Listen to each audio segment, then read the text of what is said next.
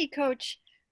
Just wondering, you must have been a little happier this week looking out there and seeing some of your guys come back. So how's that been going for you this week? And do you feel like you might have some reinforcements for the game?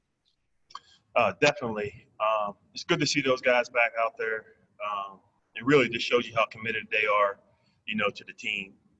But to see Mac back out there, Kevin, Greedy, we're taking it day by day, but we're working our way back to getting those guys on the field.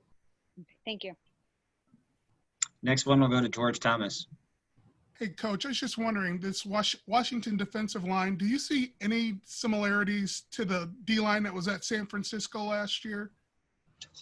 I really haven't flipped over and watched them, but from everything I hear, I think it's very similar just in terms of those guys having, first-round draft picks across their defensive line. Thank you. Thank you, George. Daryl Ryder, you're next. Hey, Coach, just to kind of follow up on Mary Kay's question, getting Greedy and KJ back in that secondary, what type of a boost can that give you on the back end of your defense? Definitely a big boost. Both of those guys, they're young guys, but guys that have been starters in the league and proven that they can play at a high level. Kevin having the ability to play multiple positions.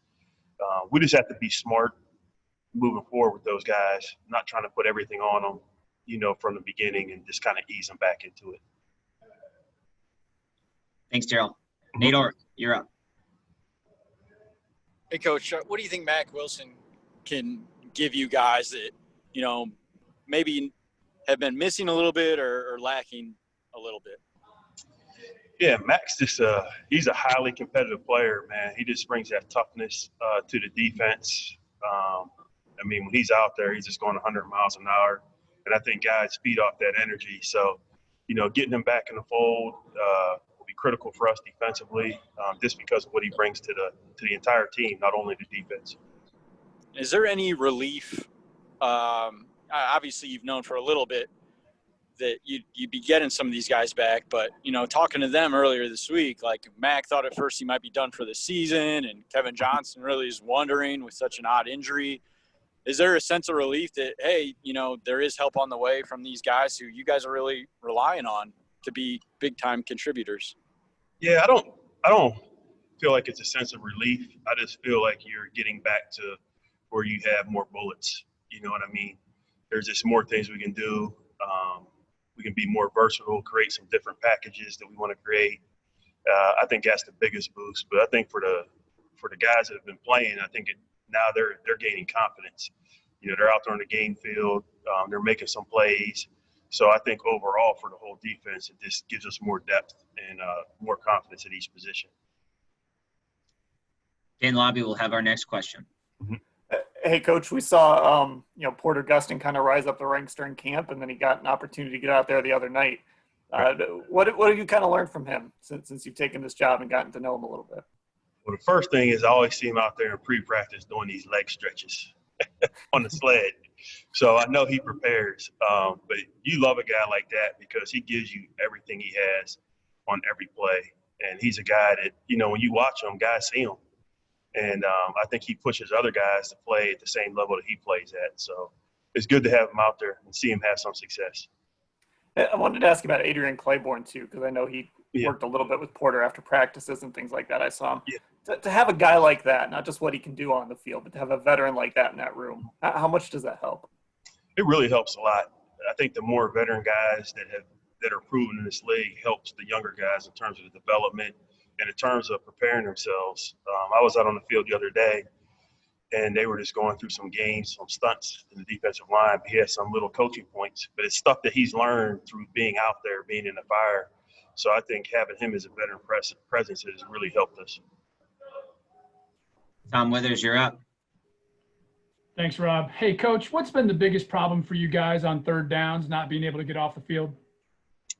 Just that, not being able to get off the field.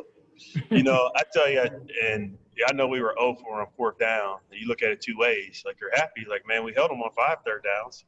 But on the fourth downs, we didn't. And, it was a mix of different things I was trying to do with man, single high man, two high man, mixing in some zones. But for us, it's really, or I should say for me, it's a filling out process because you're really trying to evaluate what your players are capable of doing. You want to put them in a good position, not give them too much. So you sit back and like, we can do this, we can add this, we can do this, but you're like, they can't handle it right now. So I think we slowly have to add things as we continue to gain experience, on defense, but at the same time, don't give them so much that they can't execute. Gotcha. So more of a byproduct of just not knowing your guys yet, not having those preseason reps, all those kinds of things, early season problems. Yeah, and I don't want to make excuses for our failures. I But I gotcha. think part of the process is getting stuff on tape, evaluating guys, teaching them, hey, you're off on this technique or you didn't execute this coverage properly or whatever it may be. So I think the more we play, the more experience we get, I feel like that will improve defensively. Jeff Shadell has our next question. Hey, Joe, I just was wondering, did you reach out to Nick Bosa after he got hurt last week? I know you had to be close to those guys. Yeah, I didn't get the opportunity. I talked to a couple coaches there, and obviously, they feel for Nick just because of what he's meant to the team, from everything he did for him last year as a rookie. But they're very confident he's going to recover, and it's always been a next man up attitude there, so I'm sure they'll recover and be fine. Tony Grossi, we'll go to you. Hey, Joe, are you getting closer to understanding what Ronnie Harrison brings to the table, and should we expect a bump up in snaps going forward? Yes, and he loves football. That dude practices with his hair on fire. I was in there taking snaps as a scout team quarterback. Man, he was scaring me, in terms of what he was doing. But he brings that type of presence to our defense. But you don't want to put him on the field until you feel like he knows enough to have success. Because if he goes out there and he's not comfortable and he doesn't execute it, now you're kind of, working backwards. So he will be in the picture more this week and in the upcoming weeks. But we just definitely want to put him in there based on what we feel he can handle. And when it comes to those three other defensive players, you got back to practice this week. Yeah. J.C. Tretter kind of set the standard of playing without practicing for 5 weeks, but isn't that unusual and it's unrealistic to just go in there and start like he did? Yeah, I do not prefer that. I want some reps, practice reps, with our guys, because there's different things each week that teams do that you have to be on point in terms of to defend. And if you can't get out there and go at a high tempo and get those reps, it's hard to execute it on game day. So the guys are out there participating. We have to take it day by day and evaluate them, and hopefully we get them all back for this game this week. All right, Coach Woods, we have time for 2 more. We'll go to Nate Ulrich and then Scott Petrick. Nate, your line's open. Hey, Coach. First of all, how nice was it to see Myles Garrett deliver such a huge play in the game? And then second of all, after the fact, did you have any discussion with him, like along the lines of, if you want to truly be an NFL Defensive Player of the Year, these are the types of plays we got to figure out how to make consistently? Is there anything along those lines, behind that play in that moment for him? We made an adjustment at halftime, and we were doing some things with OV out. We were doing some different things with Myles that we really want to do moving forward. And just a little adjustment we made at halftime work, man. It was great to see it work. But we definitely want to see Myles do more of that. But I really don't talk to him about Defensive Player of the Year, all that type of stuff. I just want him to be the best defensive player for us because we know he's capable of wrecking a game, when he's playing at his best. So I think that's what he's focused on, and hopefully that shows up this week. And our last one to Scott Petrick. Hey, Joe, how good has Larry been through these first 2 games, and kind of what does he mean to that line and that defense? He means a lot. He's kind of like behind closed doors, like maybe the soul of the defensive line.